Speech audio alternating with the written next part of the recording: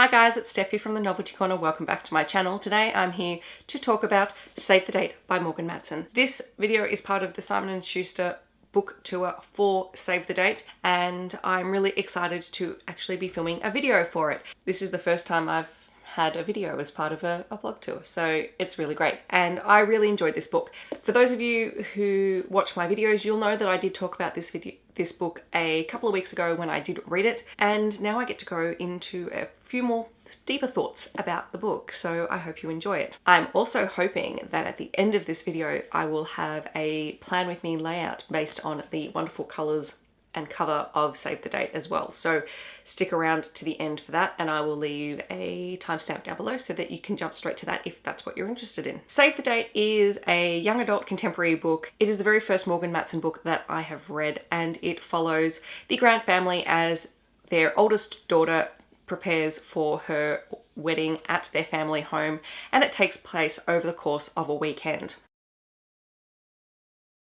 The story is told from the perspective of the youngest daughter, Charlie, and she has a very unique way of looking at her family because she's the youngest and she quite idolizes everyone in her family. Now, first and foremost, let me just say how much I appreciate that at the start of this book there is a list of all the characters and their ages and where they fit in, because there are a whole lot of characters that pop up in this story, and for a while I had to keep flipping back to work out, okay, is this the oldest brother, is this the youngest brother, and who's where and what's going on. Eleanor and Jeffrey Grant are the parents. Eleanor is a very famous comic strip artist. She has her work published in newspapers locally and across America, and her comic strip is called The Grant Family Station, and it is based off the lives of her and her children, which for some of them is a blessing and for some of them is a curse. The rest of the family include Danny, who is the oldest son, Linny, who is the oldest daughter who is getting married, JJ, who is 25 and a bit of a, I want to say party animal, but he's sort of the life of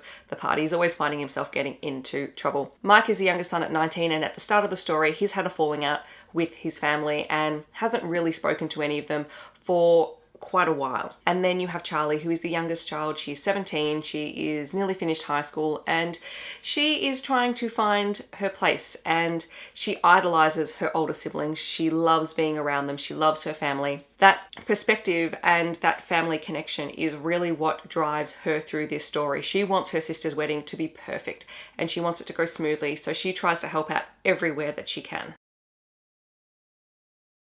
And then there's the wedding. Linny is marrying her sweetheart, Rodney, and they were not going to get married quite so soon, except that her parents have decided to sell their family home, which has been a staple in the Grants' lives, and Linny really wanted to get married there, so they've expedited their wedding and they've planned it out. They've got the weekend coming up. Everyone's really excited and everything goes to hell. It is a lot of fun because everything that could possibly go wrong does go wrong, starting with the wedding planner being caught out as a bit of a con artist and skipping town, and everything else spirals from there. And it's quite a stressful thing, I will say. So when you're reading, you're sort of sitting there on edge going, okay, this is what they want, but it's going to go horribly, horribly wrong. That's sort of a stressful thing as a reader because you're sitting there going, oh God, how is this going to go badly? But besides that, I mean, some of the fixes are relatively creative and it's quite a lot of fun, and you get a lot of laughs out of it, while at the same time being really sympathetic to Linny and Rodney and knowing that this is probably not exactly what they planned. Essentially, this book is all about family. Yes, there are some romances. There's Linny and Rodney's wedding. There is Charlie, who is sort of getting her wish because this older boy who is a friend of her brother Mike, he's started to notice her and she's always had a crush on him, and they're sort of making a connection. But ultimately this story comes down to family. What does it mean to be family? What does it mean to have to live with such a big family? There's 7 people in the Grant family plus Rodney.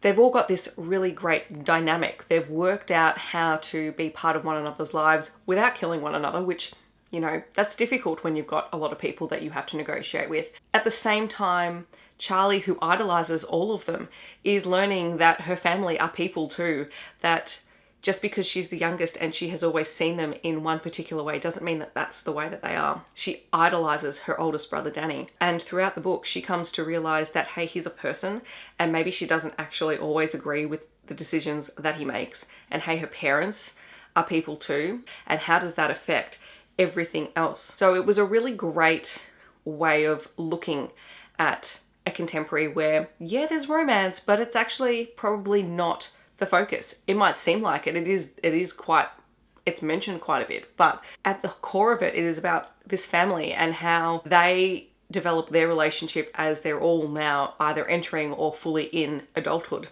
And I thought that was really lovely.